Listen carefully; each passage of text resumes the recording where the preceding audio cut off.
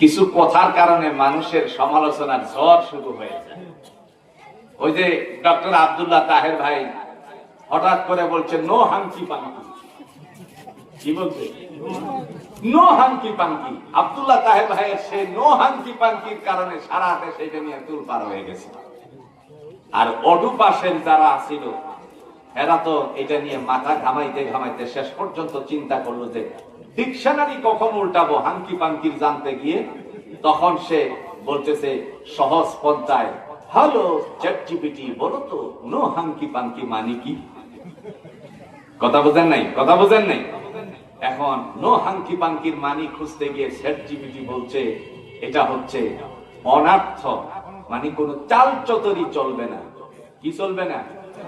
কোন চাল চতরি চলবে না। এরকমই একটা ভাষা দিলাম নো হাঙ্কি পাঙ্কির মতন আর কি। ফাউ ফাউ ফাউ ফাউ মানে কি?